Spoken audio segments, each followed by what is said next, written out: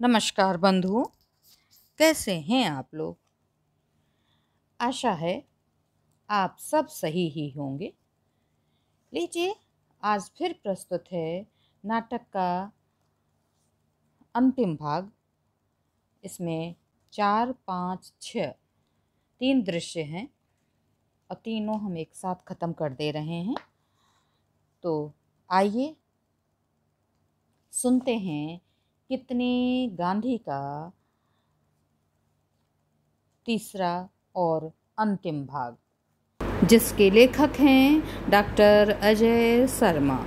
तो आइए सुनते हैं।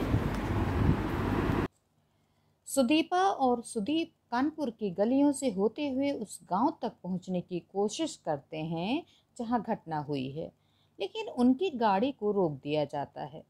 सुदीपा जिद पर अड़ जाती है। इतने में एक गाड़ी जिसमें अफसर बैठे हुए हैं उनके पास आकर रुकती है। एक अफसर कहता है, अफसर, इन्हें जाने दिया जाए, मुख्यमंत्री का हुक्म आया है। दोनों पुलिस प्रशासन के अधिकारियों की तरफ देखकर हंसते हैं और अपनी गाड़ी से आगे बढ़ जाते हैं। जल्द ही वे उस घर में पहुंच जाते हैं जहां सारी घटना घटी होती है। सुदीपा घर में पहुंचते ही उस घर की एक महिला को गले से लगा लेती है। सांत्वना देते हुए कहती है, सुदीपा, यह तो लीचिंग का केस है। इस पर तो सरकार से कड़ी कार्रवाई की मांग करनी चाहिए। अगर यह सिलसिला यहाँ न थमा तो भारत में रहना मुश्किल हो जाएगा। पास ही बैठी एक बुजुर्ग अपने साथ बैठी एक महिला से पूछती है। बुजुर्ग महिला, अरे सुमित्रा, ये लीचिंग क्या होता है? हमने तो यह शब्द पहले तो कभी ना सुना।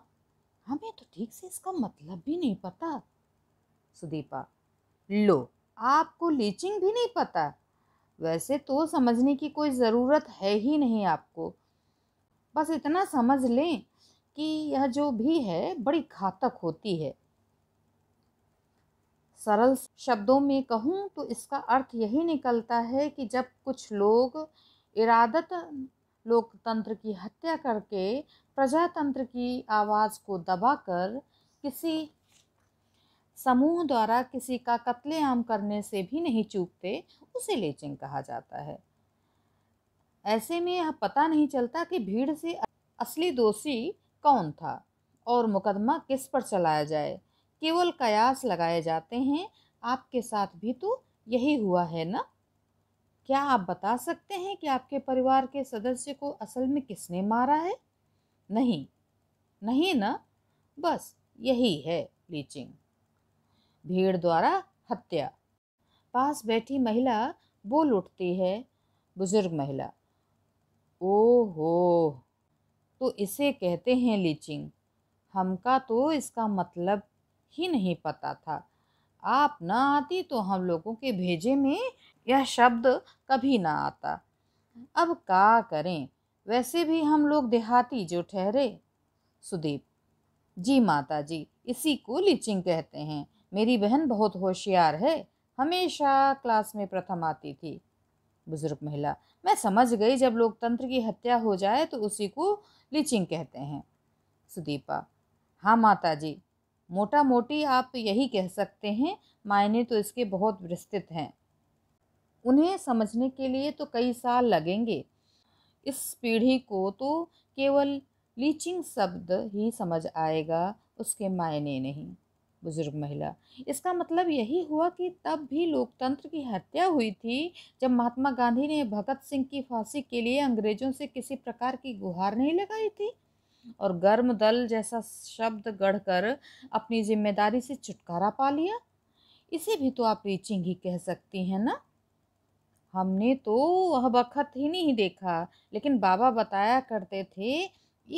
एक और बात, जब लोकतंत्र कहा सोया हुआ था, जब 84 के दंगे भड़के थे, उन्हीं दंगों में मेरा जवान बेटा और मेरा पति बलि चढ़ गए। क्या वह भी लीचिंग ही थी?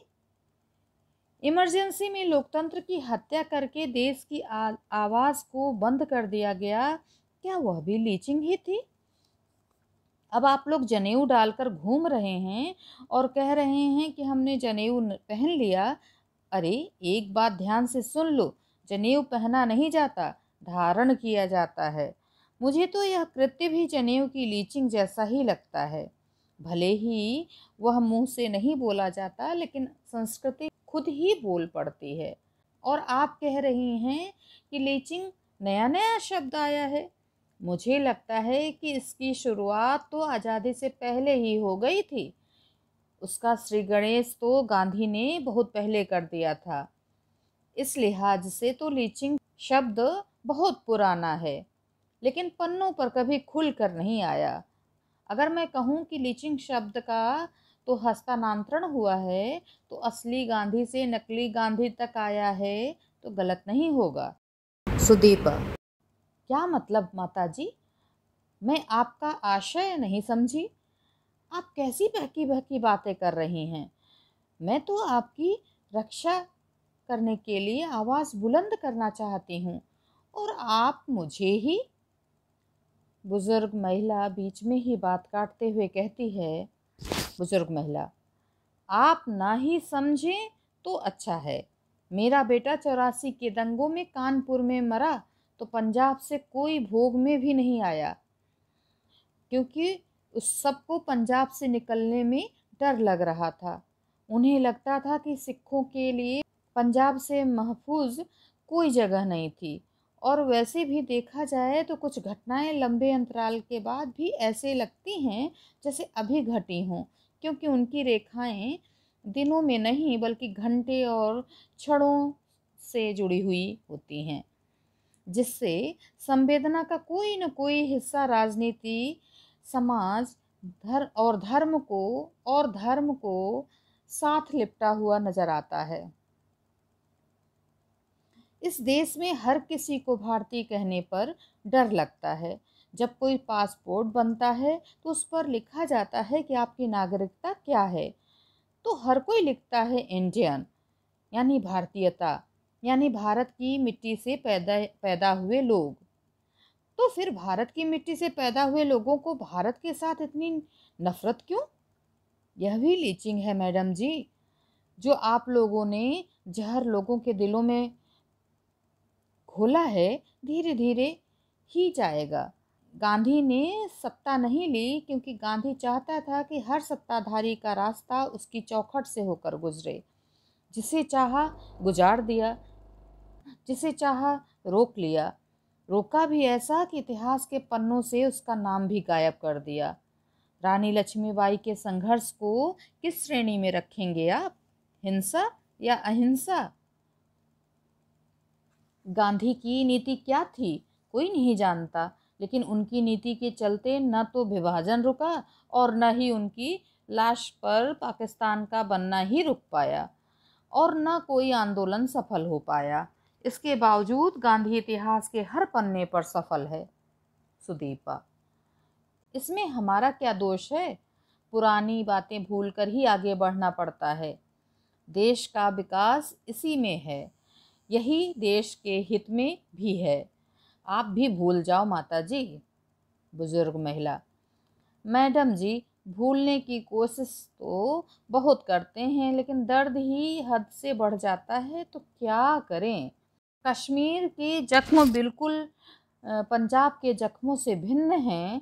पंजाब में सिख अपने आप को महफूज महसूस करते थे, वहीं श्रीनगर में अपने घर बार छोड़ने के सिवाय उनके पास कोई चारा नहीं था। वहाँ कोई भी महफूज नहीं था, लेकिन दोनों में एक समानता थी कि दोनों ही अपने घर में यानी भारत में सुरक्षित नहीं थे। सुदीपा, लेकिन हम तो आपके जख्मों पर मरहम लगाने आए हैं, हम तो आपके खैरख्वाह हैं, आप समझने की कोशिश करें। माता जी। बुजुर्ग महिला, न तो मैं समझ सकती हूँ और न ही जख्मों पर मरहम लगा सकती हूँ। कई बार जख्म नासूर की शक्ल अख्तियार कर लेते हैं, ऐसे में उपचार मुश्किल सा हो जाता है। एक बात कहूँ, बुरा मत मानना, लोग कहते हैं कि तुम्हारी शक्ल बिल्कुल तुम्हारी दादी से मिलती है और तुम्हें मोहरा बनाकर आगे कर दिया है। अब एक राज की बात बताऊं, अगर सुनना चाहो तो। सुदीपा, क्यों, ऐसा भी क्या राज है जिसे सुनकर मैं बुरा मानूंगी? जो आपको पता है लेकिन मुझे नहीं पता। बुजुर्ग महिला, मैंने कब कहा कि तुम्हें बुरा लगेगा? सुदीपा, हाँ हाँ, तो फिर बताती क्यों नहीं? बुजुर्ग महिला, सच कड़वा होता है मैडम जी। सुदीपा, आप बताइए, मैं उस कड़वाहट के घूंट पीना चाहती हूँ। बुजुर्ग महिला, क्या यह समझ लिया जाए कि तुम्हें देखकर हमारे अंदर बुझी हुई राख से चिंगारियां शोला बनने के लिए तैयार हो जाती हैं? ऐसे ही कई सवाल मेरे मन में हैं जिनका उत्तर मैं लेना तो चाहती हूँ लेकिन कोई दे नहीं पाता। सुदीपा, कैसे सवाल हैं आपके मन में? बुजुर्ग महिला, जब सरदार वल्लभ भाई पटेल प्रधानमंत्री बनने के काबिल थे तो नेहरू ने क्यों नहीं बनने दिया? सुदीपा, वह तो महात्मा गांधी जी की मर्जी थी। बुजुर्ग महिला, गलत। असल बात यह थी कि उन पर नेहरू का दबाव था। देखा जाए तो बहुत काबिल लोग उस समय भी मौजूद थे। सुदीपा, ऐसा बिल्कुल भी सत्य नहीं है। नेहरू तो प्रधानमंत्री बनने के पक्ष में ही नहीं थे। बुजुर्ग महिला, वो तो मुझे नहीं मालूम, लेकिन इतना जरूर जानती हूँ कि नेहरू ने विभाजन के समय सत्ता के हस्तांतरण के साथ गांधी का भी हस्तांतरण कर दिया। सुदीपा, यह आप क्या कह रही हैं? यह तो स्वतंत्रता संग्रामियों को गाली देने के समान है। बुजुर्ग महिला, यह गाली नहीं, सच्चाई है, और सच हमेशा कड़वा होता है। सच्चाई आपको गाली लगती है तो कोई क्या कर सकता है? गांधी का नेहरू के प्रति इतना प्रेम था कि गांधी नाम को बुनाने के लिए नेहरू खानदान की नस्लों के लिए गांधी नाम रजिस्टर करवा दिया। और वैसे भी क्या आज़ादी की लड़ाई का मतलब सिर्फ महात्मा गांधी है, या इसमें शहीद भगत सिंह, राजगुरु सुखदेव से लेकर लाला लाजपत राय जैसे महामानव भी शामिल थे जिन्होंने कुर्बानियां दी? उधम सिंह को कैसे भूला जा सकता है? लेकिन विभाजन के बाद तो एक ही तोता रटंत सबको रटाई गई है कि आज़ादी मतलब गांधी और कांग्रेस। बाकी के क्रांतिकारियों ने तो जैसे झक ही मारी हो। सुदीपा, आप तो हर बात का बतंगड़ बनाने में माहिर हैं माता जी। बुजुर्ग महिला, नहीं मैडम जी, तुम राजनीतिक लोग क्या जानो कि आम आदमी का दर्द क्या होता है। हमसे पूछो, हमें जख्म तो बंटवारे ने दिए, लेकिन उनकी टीस आज भी जिंदा है। यही नहीं, जख्म गाहे बगाहे रिश्ते हैं। ऐसे लगता है जैसे टाइफाइड बुखार के साथ साथ कनपेड़े निकल आए हों। पता है ना, यह बहुत ही खतरनाक बीमारी होती है, लेकिन आप बड़े लोगों को यह भी नहीं पता होगा। सुदीपा, माता जी, पता नहीं आप क्या बोले जा रही हैं, मेरी तो कुछ समझ में नहीं आ रहा है। बुजुर्ग महिला, अब मतलब भी समझाना पड़ेगा। देखा नहीं, महात्मा गांधी के घर वालों के गांधी को कोई नहीं जानता, लेकिन जिन्हें गांधी थाली में परोस कर दिया गया उन्हें लोग आज भी गांधी गांधी कर रहे हैं। खैर, काठ की हंडिया बार बार नहीं चढ़ती। कोई तो आएगा जो हंडिया तोड़ेगा, नहीं तो एक दिन अपने आप ही फूट जाएगी। सुदीपा, देखिए माता जी, आप तो हद कर रही हैं। बुजुर्ग महिला, मैंने पहले ही कहा था, सच कड़वा होता है, इसलिए तुम सुन नहीं पाओगी। पचाना तो बहुत दूर की कौड़ी है। सुदीपा, आप यह सब कहकर साबित क्या करना चाहती हैं? बुजुर्ग महिला, मैं साबित यही करना चाहती हूँ कि पहले नेहरू ने अपनी बेटी को मोहनदास करमचंद गांधी से गांधी बनवाया, जिसका नाम अब बना इंदिरा प्रियदर्शनी से बना इंदिरा गांधी। फिर उसकी शादी हुई, वह फिर भी रही गांधी। फिर उसके बच्चे हुए, वो भी गांधी। फिर बच्चों के बच्चे हुए, वो भी गांधी। देखो, जनरेशन बदल गई, लेकिन गांधी का चोला आप लोगों पर आज भी लिपटा हुआ है। अब गांधी होना तो गुनाह लगने लगा है। हालांकि जो गांधी था वो भी वैसा नहीं था जैसा सबने उसे पेश किया है। सुदीपा, ओह माता जी, आप तो कोई महान ज्ञाता लगती हैं। आप ही बता दीजिए फिर कैसे थे बापू, हमारे राष्ट्रपिता और महात्मा गांधी? बुजुर्ग महिला: आंखों से भले ही कम दिखने लगा है, बोलने में भले ही दिक्कत आनी शुरू हो गई है, लेकिन जो जख्म दिल पर बने हुए हैं वे तो गाहे बगाए रिस ही आते हैं। एक बात मुझे तुम्हारी बात से याद आ गई। मेरे पति कहते थे, you may love Gandhi, you may hate Gandhi, but you can not ignore Gandhi. लेकिन इतिहास गवाह है कि समय के साथ कुछ चीजें अपनी जगह बदल लेती हैं। वैसे भी परिवर्तन कुदरत का नियम है, हम लोग इसी नियम में बंधे हुए हैं। सुदीपा: ओह, तो आपको अंग्रेजी भी आती है? बाय द वे, ऐसे भी क्या जख्म हैं जो राष्ट्रपिता ने आपको दिए? बुजुर्ग महिला: मेरे घर वाले सब लोग आजादी में खून की होली खेलने वाले लोग थे। बाप दादा और 5 भाई, पांचों एक से बढ़कर एक, पांचों शूरवीर, पांचों अपनी जान हथेली पर लेकर चलते थे। पांचों के शरीर में आजादी की ललक लहू के कतरे कतरे में बहती थी। सुदीपा: मान लिया आप सूरवीरों के खानदान से ताल्लुक रखती हैं, लेकिन इस बात का बापू से क्या लेना देना? यह तो वैसे ही हुआ ना, कहीं की ईंट कहीं का रोड़ा, भानुमति ने कुंभा जोड़ा। बुजुर्ग महिला: चिंता न करो, ईंट भी यहीं की है और रोड़ा भी यहीं का है, और भानुमति भी तुम्हारे सामने खड़ी है। हिम्मत है तो सुनो। गांधी जब जिंदा था तो जीरो था, लेकिन मरने के बाद वह हीरो बन गया, क्योंकि यही इतिहास है।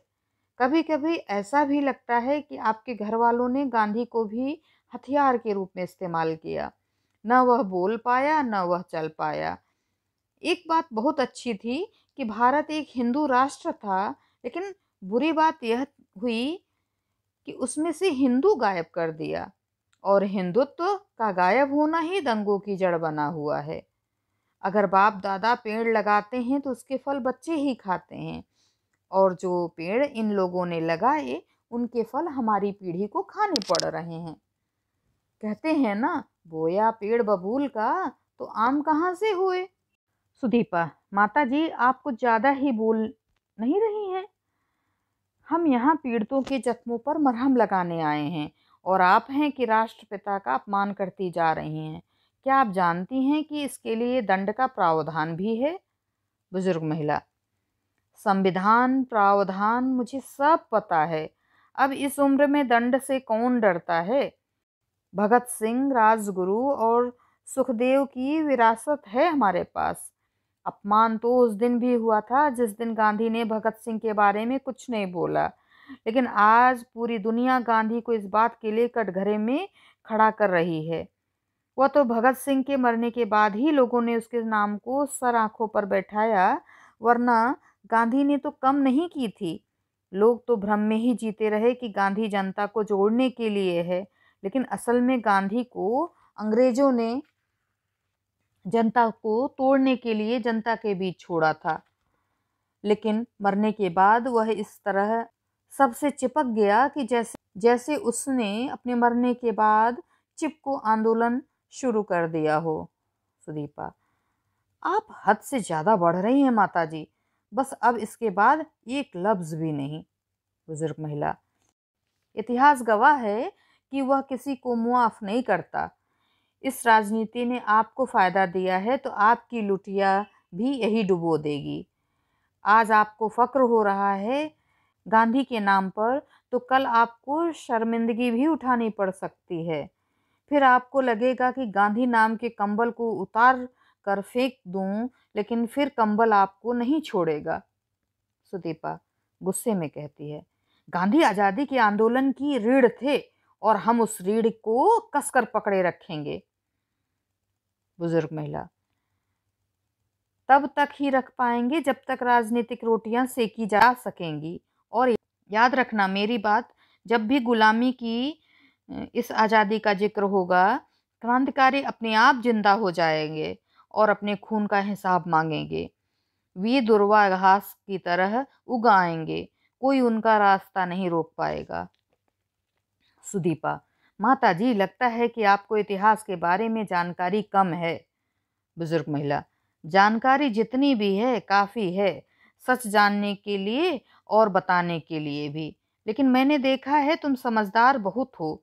तुम तो बिल्लियों में ऊँट पहचान लेती हो। फिर भी शायद तुम्हें नहीं पता होगा। सुदीपा बात बीच में ही काटते हुए कहती है। सुदीपा, क्या पता नहीं होगा? बुजुर्ग महिला, 16 जनवरी 1946 को नौसैनिकों ने बासी और बेस्वाद रोटी खाने के लिए विद्रोह कर दिया था। यह टुकड़ा NMIS तलवार नामक ट्रेनिंग शिप पर सवार थी। ऐसी कई घटनाएं थीं जिनसे अंग्रेज परेशान तो थे, लेकिन उनके सिर पर जूं तक नहीं रेंगती थी। दूसरे विश्व युद्ध के बाद आर्थिक और सैन्य रूप से कमजोर पड़ गए फिरंगी अच्छी तरह से समझ चुके थे कि अगर हिंदुस्तान पर शासन करना है तो हिंदुस्तान के सिपाहियों पर भरोसा नहीं किया जा सकता। इस सोच ने उनकी दीवारों को खोखला करना शुरू कर दिया था और मानसिक लड़ाई हार जाना ही सबसे बड़ी हार होती है। उन्हें यकीन गया था कि अब हिंदुस्तान गुलाम नहीं रह सकता। मुट्ठी भर गोरे अब 30 करोड़ भारतीयों पर राज करने में सक्षम नहीं हैं। चिंगारी शोला बन चुकी है। सुदीपा, मैं जानती नहीं हूं और कई बार सुना भी है। इसमें क्या नई बात है?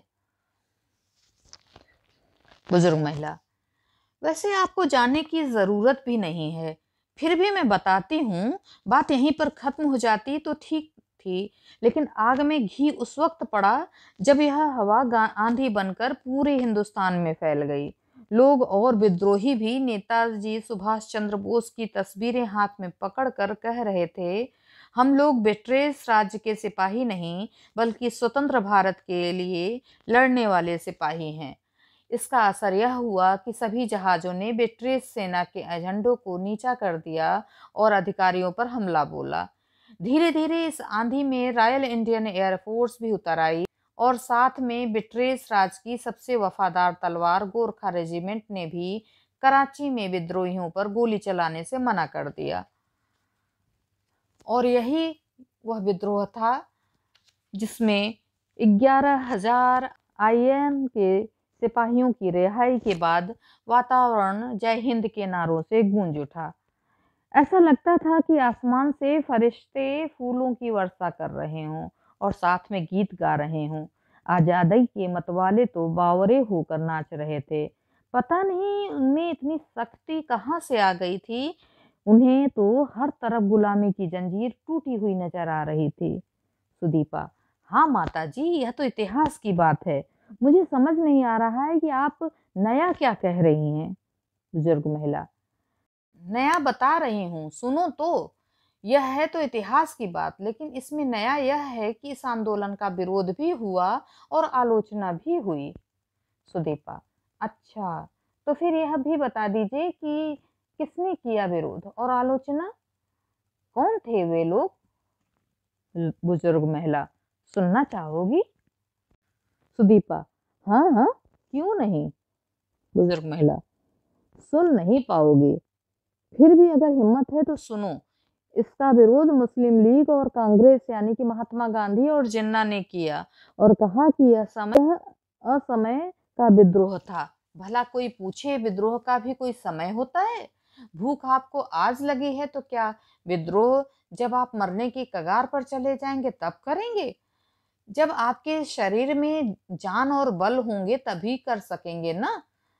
शायद नेताओं को लगता था कि उनके हाथों से सारा श्रेय जा रहा है, लेकिन इसी विद्रोह से अंग्रेज ऐसे डर गए कि कई अंग्रेज तो अपना बोरी बिस्तर गोल करने लगे वापस अपने देश लौटने के लिए। सुदीपा, आप पता नहीं कहां से कहानियां गढ़ कर ला रही हैं माताजी। बुजुर्ग महिला, ये कहानियां नहीं हैं, जीवंत इतिहास है जो हमारे लोगों से अंग्रेजों ने लिखवाया है। लेकिन अफसोस कि ऐसे इतिहास को किताबों में कोई जगह नहीं मिल सकी। मैं ये बातें इसलिए बता रही हूँ कि मेरे घर के लोग भुक्तभोगी थे, सारे के सारे आज़ादी के मतवाले, जो आज़ादी के लिए खून भी दे सकते थे और खून ले भी सकते थे। हमारे घर वाले तो यह भी कहते थे कि 4 दिन के इस विद्रोह से अंग्रेज हिल गए थे और कहने लगे थे कि यह विद्रोह तो 1857 से भी बड़ा है। लेकिन उनके साथ बहुत नाइंसाफी हुई, क्योंकि आज़ाद भारत और पाकिस्तान की सरकारों ने इन्हें कहीं का न छोड़ा, जबकि चाहिए यह था कि इन नौसैनिकों को इंसाफ मिलता और सम्मानित किया जाता, ताकि लोगों में आज़ादी का बिगुल हर वक्त बजता रहता। सुदीपा, मुझे क्या ज़रूरत है जानने की? मैं तो बस इतना चाहती हूँ कि जब मैं पैदा हुई तो मेरे मुंह में सोने का चम्मच था और गांधी का टैग, और यह टैग तो हमेशा रहेगा। और समझ लो कि हम लोग कभी नहीं मरेंगे। जब हम नहीं रहेंगे तब भी लोग गांधी गांधी चिल्लाएंगे और उनके बुतों पर हार भी डाले जाएंगे। बुजुर्ग महिला, आप किसी गलतफहमी की शिकार हैं। लोगों की याददाश्त बहुत कमजोर है। गांधी गांधी बहुत समय तक हुआ, अब देखो सवाल उठने लगे हैं। तुमने कहा था ना कि मैं शायद कम जानती हूँ, लेकिन इतना तो मैं जानती हूँ कि वायसराय लॉर्ड इरविन ने अपनी आत्मकथा में लिखा है कि गांधी ने मुझे पूछा कि अगर मैं इन नौजवानों को जान बचाने के लिए फांसी की सजा रद्द करने के लिए कुछ यत्न करूं तो आपको कोई एतराज तो नहीं। इरविन ने इजाजत दे दी, लेकिन अफसोस, क्योंकि 18 मार्च वाले दिन अपनी डायरी के पन्नों पर लिखा कि गांधी ने फांसी की सजा रद्द करने के लिए कोई पैरवी नहीं की और वर्तमान हालात में फांसी को मुलतवी करने के बारे में कुछ नहीं कहा। सुदीपा, आप कैसी बातें कर रही हैं माताजी? आप बोले जा रही हैं और मैं चुपचाप सुन रही हूँ। आपको पता होना चाहिए कि यह देश हमारे बिना नहीं चल सकता। इसकी चाबी हमारे हाथ में है। सुदीपा अचानक चुप हो जाती है और एक आह भरकर माताजी की तरफ देखती है और कहती है, हम तो आपके चहेते हैं और आप हमें ही दोषी ठहरा रही हैं। बुजुर्ग महिला, कहते हैं चोर की दाढ़ी में तिनका, लेकिन यहाँ तो चोर की दाढ़ी में कुतुब मीनार नजर आ रहा है। मैंने तो आपका नाम तक भी नहीं लिया। आपको कैसे लगने लगा कि मैं आपके बारे में बात कर रही हूँ? मैं तो जनरल बातें पूछ रही हूँ कि तब लोकतंत्र कहाँ था जब इमरजेंसी लगा दी गई थी और किसी को बोलने तक की आज़ादी नहीं थी। बोलने की अभिव्यक्ति ही खत्म कर दी गई थी। यही नहीं, प्रेस को खबर तक छापने की इजाजत नहीं थी। तब लोकतंत्र कहाँ था जब लोकतंत्र का गला दबाकर किशोर कुमार के गाने रेडियो के सभी चैनलों पर बंद कर दिए गए थे। लीचिंग तो वही है, लेकिन कुछ सत्ताधारी परिवार उसका स्वरूप बदलकर उसे अपनी तरह से इस्तेमाल करते हैं। जब देश को टुकड़ा टुकड़ा गैंग द्वारा तोड़ा जा रहा था तब आप लोग कहाँ थे? कभी मेरे मायके घर यानी पंजाब जाकर देखिए और पूछिए, वे लोग इतनी यातनाएं सहकर भी जीने की कोशिश में लगे हुए हैं। सुदीपा, आप क्या बोले जा रही हैं माताजी? आप इतना भी नहीं समझ रही हैं कि? कहते कहते वह चुप हो जाती है और माता की तरफ गुस्से में देखने लगती है। कुछ देर के बाद माताजी बोलती हैं, बुजुर्ग महिला, मैं सब कुछ समझ रही हूँ, बल्कि अब ज्यादा समझने लगी हूँ। इससे पहले तो शायद मुझे कुछ भी समझ नहीं आ रहा था। मेरी एक बात कान खोलकर सुन लो। पानी वही है, केवल लहरें ही बदल रही हैं। तुम्हारी मिट्टी वही है, केवल घड़े ही बदल रहे हैं। अब लाठी से शुरू हुआ सफर भारत के नोटों तक आ पहुंचा है और हीरो बन गया। कोई महात्मा गांधी कहता है तो कोई राष्ट्रपिता तो कोई बापू गांधी के नाम से पुकारता है, लेकिन जिन्होंने देश आज़ादी के नाम पर सजा भुगती, फांसी पर लटके, गोलियां खाई, उनका नाम तो इतिहास में ही खारिज कर दिया गया और मलाई कोई और खा रहा है। अब आखिरी गांधी को ही ले लें, जिन्होंने लठ को कभी हाथ भी नहीं लगाया, लेकिन उसी लठ से अपनी ही आंख फोड़ ली संसद भवन में आंख मार के। अब विपक्ष उन्हें हर बार घेरता है। आप यह बताओ कि एक बेटा जो गांधी नहीं है लेकिन अपने आप को गांधी कहता है, वह सत्ता को कैसे संभाल सकता है आंख मार के? मुझे लगता है कि कभी नहीं। यह देश किसी की पपौती नहीं है, उस पर सारी जिंदगी गांधी का ही शासन चलेगा। आप तो भली भांति जानते होंगे कि सितारों के आगे जहां और भी हैं, अपने आप को देश का कद्दावर नेता समझने वाला यह गांधी आंख मारकर क्या साबित करना चाहता था। जिस शख्स को यह नहीं पता कि संविधान के मंदिर में आंख नहीं मारी जाती, वहां पर माथा टेका जाता है, जिसे मंदिर और आम कमरे का अंतर ही नहीं पता, वो क्या राज करेगा। सत्ता संभालना अब दूर की कौड़ी हो गई है। संसद भवन वह मंदिर है जहां पर संविधान की पूजा होती है, और उसने तो आंख मारकर उस देवालय को ही अपवित्र कर दिया। ऐसे मंदिर में बैठकर इंसान गंभीर चिंतन करता है, लेकिन मजाल है कि चिंतन की बात चले। वहां तो जोर जोर से चीखते हैं और बेंचों पर हाथ मारकर उस देवालय का अपमान करने से भी नहीं चूकते। कई बार तो ऐसा लगता है कि भगवान यही लोग हैं, बाकी सब तो जनता है। लेकिन कभी कभी तानाशाह वाली नीति भी लगती है। कहीं कोई घटना घट जाए तो गिद्ध की तरह वहां हो लेते हैं। यह सुनकर दीपू का मुंह रुआसा हो जाता है। सुदीपा, बस माता जी, बस। हम लोग यहाँ आपका लेक्चर सुनने नहीं आए हैं। चलो दीपू, हम लोग चलते हैं। अगर ये लोग मदद लेना नहीं चाहते तो हम लोग क्या कर सकते हैं। हमें यहाँ आना ही नहीं चाहिए था। अगर आना भी था तो चुपचाप आना चाहिए था। मुझे तो लगता है कि हमारी विरोधी पार्टी ने इन्हें हमारे आने से पहले ही बहका दिया है। सुदीप, बहना, मुझे तो लगता है कि लोग समझदार होने लगे हैं। सच कहूँ तो अभिव्यक्ति की आज़ादी भी खोजने लगे हैं। अब हम इन्हें कुछ भी कहकर चुप नहीं करवा सकते। मुझे लगता है कि वह समय भी निकल गया जब कोई एक थप्पड़ मारे तो दूसरा गाल आगे कर दो। अब एक थप्पड़ मारो तो सामने वाला लठ उठा लेता है। सुदीपा, अरे चुप कर, शुभ शुभ बोल, तू कभी नहीं सुधरेगा। मुझे क्या पड़ी थी यह सब करने के लिए। मैं तो सब तुम्हारे लिए ही कर रही थी। तुम्हारा तो वही हिसाब है कि कोई मरे कोई जीवे, सुथरा घोल बताशा पीवे। सुदीप, अरे ये लोग भी तो चालाक हो गए हैं, कैसे कैसे नैरेटिव गढ़ लिए हैं। मुझे तो एक ही बात याद आ रही है कि गीता स्नान से सब रोगों का नाश हो जाता है। चलो कहीं बैठकर श्रीमद् भागवत गीता को और हनुमान चालीसा को ही पढ़ा जाए, ताकि हमारे दोषों का भी शमन हो सके और हनुमान चालीसा से हमें बल और बुद्धि दोनों मिल सके। कहते हैं गंगा का पान, जमुना स्नान और नर्मदा के दर्शन करने के लिए निकलना चाहिए, ताकि हम भी अपने पूर्वजों के किए हुए पापों का पश्चाताप कर सकें। सुदीपा, ये कैसी बहकी बहकी बातें कर रहे हो दीपू। सुदीप, बहकी बहकी बातें नहीं हैं। तुम्ही ने तो बताया कि सुथरा घोल बताशा पीवे, तो अब सच में बताशा ही घोल कर पीना चाहता हूँ। सुदीपा, तू सचमुच कभी नहीं सुधरेगा। तू पी बताशा और मैं चली अपने घर। अब लगता है जनता को हमारे परिवार की जरूरत नहीं रही। जनता जागरूक हो चुकी है। परिवारवाद की यह अंतिम कोशिश थी जो हमने की, लेकिन मुझे भी लगने लगा है कि सब कुछ बेकार है। हमें जल्दी ही इसका भी हस्तांतरण कर देना चाहिए। सुदीप, तो ठीक है, जो राष्ट्रीय पार्टी है उसी के हाथों में रहे तो शायद देश सुरक्षित रहेगा। सुदीपा, क्या बकते हो। सुदीप, बक नहीं रहा हूं, केवल मशविरा दे रहा हूं।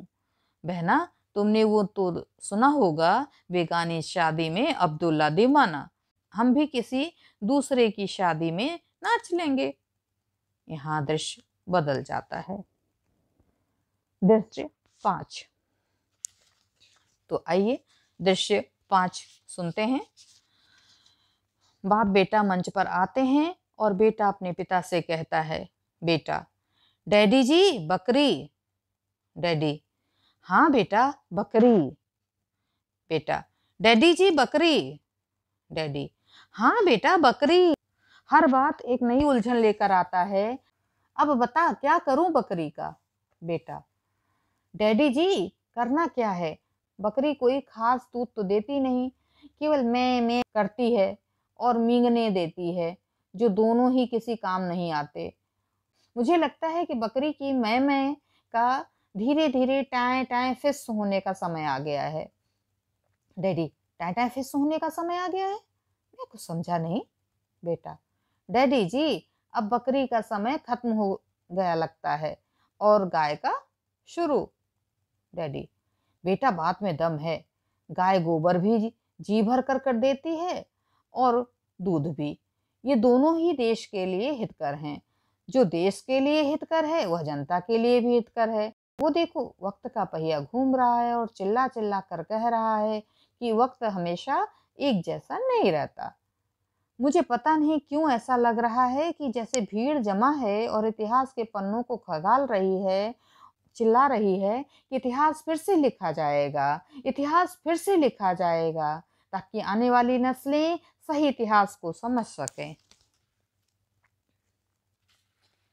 वह बोलते हुए शून्य में निहार रहा है, जहां उसे धुंधली सी परछाइयां दिखाई दे रही हैं, जो किताबों के पन्ने तेजी से उलट पुलट रही हैं। कुछ क्षण रुकने के बाद बाप बेटा दोनों एक दूसरे की तरफ देखने लगते हैं। दोनों एक दूसरे की तरफ देख रहे हैं। आइए सुनते हैं दृश्य छठा और अंतिम। सूत्रधार। आज देश को आजाद हुए 7 दशक से ज्यादा हो चुके हैं और इतिहासकार को लगता है कि इतिहास की त्रुटियों को बदलने की जरूरत है। इतिहासकारों के आसपास किताबें बिखरी पड़ी हैं और सभी आपस में बातें कर रहे हैं तभी अचानक तेज धूल भरी हवाएं चलने लगती हैं, खिड़कियों के दरवाजे हिलने लगते हैं। लगता है कि और क्रांतिकारियों के चेहरे सामने आने लगते हैं। उन्हें लग रहा है कि क्रांतिकारी हाथ में मशाले लिए उनकी तरफ बढ़ रहे हैं और कह रहे हैं, इंकलाब जिंदाबाद। इतिहासकारों के आसपास बिखरी पड़ी किताबों में पन्ने एकाएक खुलने लगते हैं। इन पन्नों में कैद विभिन्न कैरेक्टर एक एक करके बाहर आने लगते हैं। इतिहासकार धूल की गर्द हटाकर चेहरे स्पष्ट करने के प्रयास में लगे हुए हैं। यहाँ पर पर्दा गिरता है। तो ये था कितने गांधी नाटक। आपको कैसा लगा हमें अवश्य ही बताइएगा। हमारे चैनल साहित्य एक समंदर में बने रहने के लिए आप सभी का बहुत बहुत शुक्रिया, धन्यवाद, आभार। आते रहिए और सुनते रहिए।